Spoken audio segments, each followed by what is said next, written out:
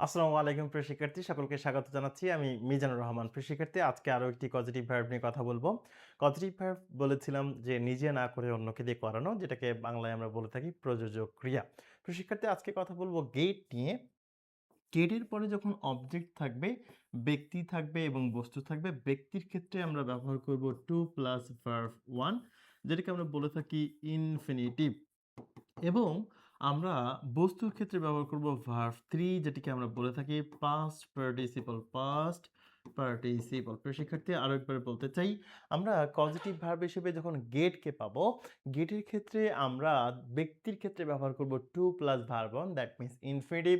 এবং যখন বস্তু পাবো সেক্ষেত্রে আমরা ব্যবহার করব verb 3, that means past participle.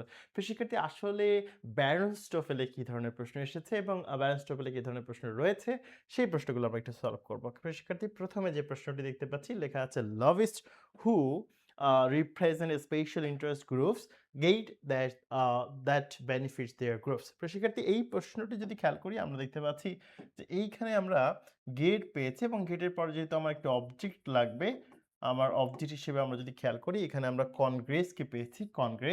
Congress একটি দল বা ব্যক্তিসত্তা হলেও দল হলেও সে কিন্তু ব্যক্তিসত্তার মতো করে কাজ করছে এবং এই পুরো কাজটি সম্পাদন করার ক্ষমতা বা কাজটি সম্পাদন সে করছে। এইজন্য আমরা সাবজেক্ট হিসেবে কনগ্রেসকে নিচ্ছি, কারণ আইনসভা সেই কাজটি করছে না।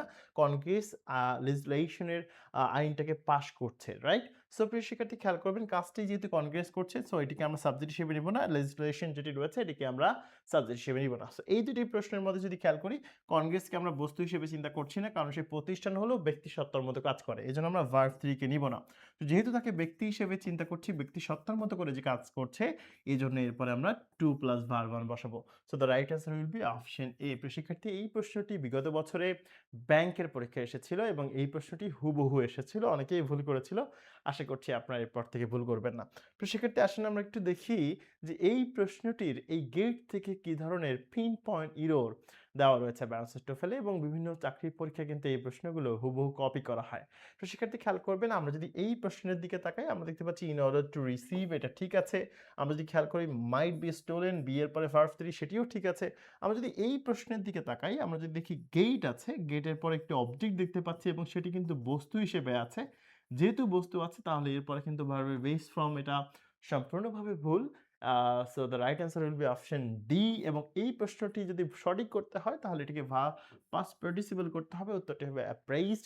So the right answer will be appraised. So আমরা যেহেতু পিন পয়েন্ট এরর হিসেবে ভুল খোঁজার দায়িত্ব নিয়েছি, সো আমরা ডি কে ভুল হিসেবে গ্রহণ করছি। প্রিয় শিক্ষার্থী, এই ছিল আজকের গেট নিয়ে কথাবার্তা। ভালো থাকবেন, সুস্থ থাকবেন, আমাদের সাথে থাকবেন। আল্লাহ হাফেজ।